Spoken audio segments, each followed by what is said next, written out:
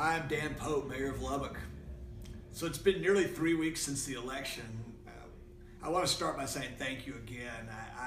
I'm just humbled by not only by your support, by all the notes I've gotten since the election.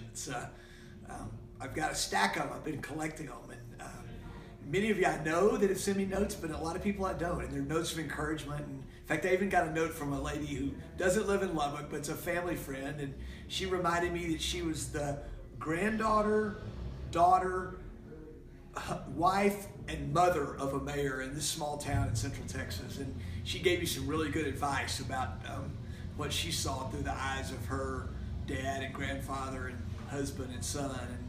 And I really appreciate that. So what's happened in these 19 days? We took Mother's Day off. We took a little break right after the election, and then we went to work. I went to City Hall on that Monday and I started finding my way around. We have our first council meeting today, so it's a lot of my efforts have been around preparing for that. We had the swearing in last week. Many of you were able to attend that. That was awesome.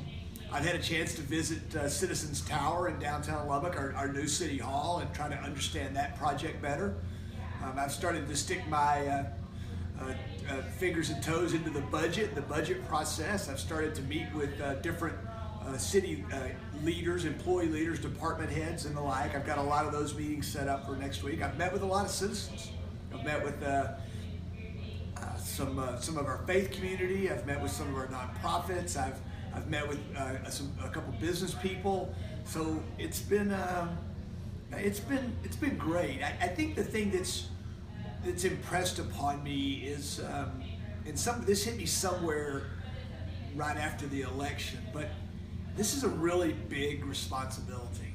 And my promise to you is that I'm not going to take that lightly, that I get that, and that I'm going to do everything I can to not only make good decisions, but I want you to be able to say that you're proud of your mayor. And so I'm going to work to that. I want to wrap with one thing. I don't wear French cuffs a lot, but I'm wearing them today, and I'm wearing these special cufflinks. And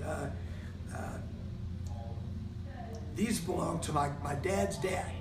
And he didn't finish high school. He quit high school his senior year.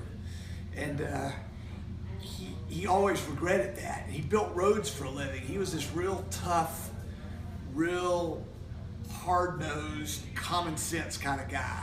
And he didn't wear cufflinks very often, as you might imagine, but he did enjoy dressing up on Sundays or for a wedding. But when I think about him, I think about a real clear decision-making process. There was only black and white in his world. There was no gray. And I think about the courage to say the right thing, even though today we would say it might not always been politically correct. And I think about his devotion to his family. And that's the kind of thing that inspires me. So we have our first meeting today. I'll be back soon with more details about what's going on. But I ask for your prayers, for your support, for your good ideas. And I'm so excited to get to go down this road and to help lead our community forward. Thanks.